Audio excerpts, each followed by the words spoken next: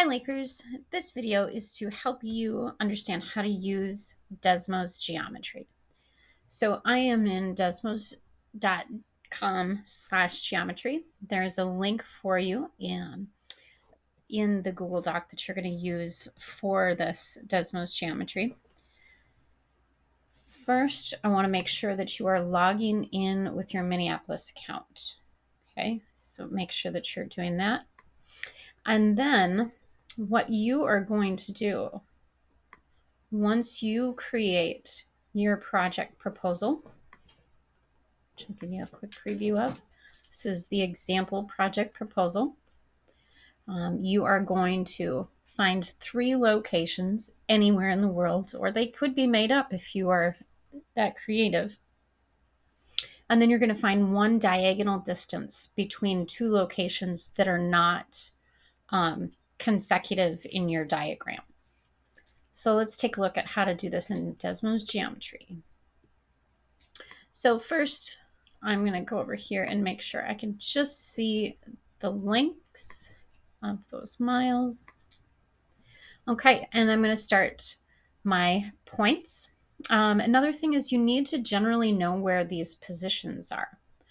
I know right here is roughly where Minneapolis is, Midwest. And I know Montana, this is a little bit further north. It's in Glacier. And then down south to San Diego. And then El Capitan, Texas, is a little bit north and east and a little bit south and west of Minneapolis. So there's my 4 general locations. Then what I'm going to do is label these points. What I did was click on the select key and highlight the point. Notice it says label, and it also pops up different colors. You could change the colors of each point. And this is where I typed Whitefish, Montana. And then I can highlight this one and do the same. That was Minneapolis.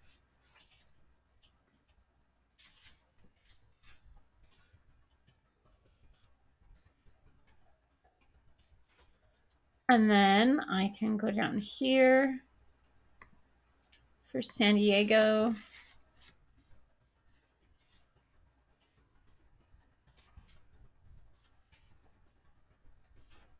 And then I can go over here. Let's change that to green.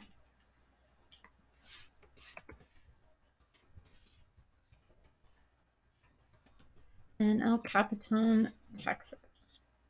And then from here, what you'll want to do is draw segments connecting your 4 locations. And a segment, and then you just click on the point and go to the other point and take your finger off your mouse. And there you have it. And then do the same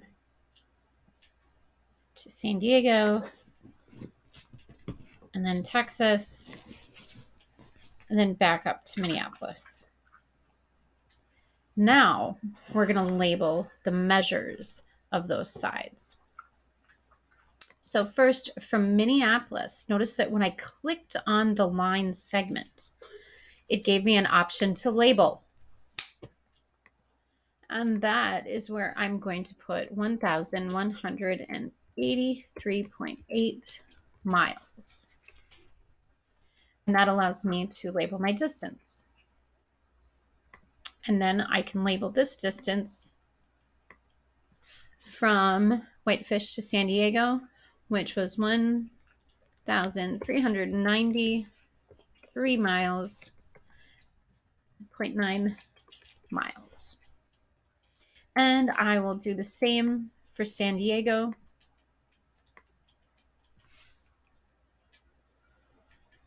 To El Capitan, Texas, 832.4. And then lastly, from Minneapolis to Texas.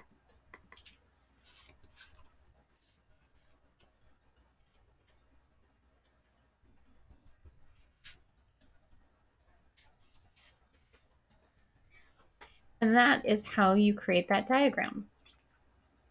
So now, once you have your 4 locations, make sure the last thing that you do is connect or find the distance between, say, opposite locations of your diagram, like Whitefish to Montana.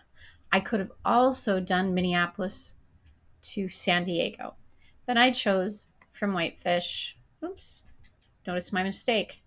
If I want to draw a line or a segment, I need to be clicked on that segment or line. So connecting Texas to Whitefish, and then notice I went back to select to highlight and now label that diagonal distance, 1,413.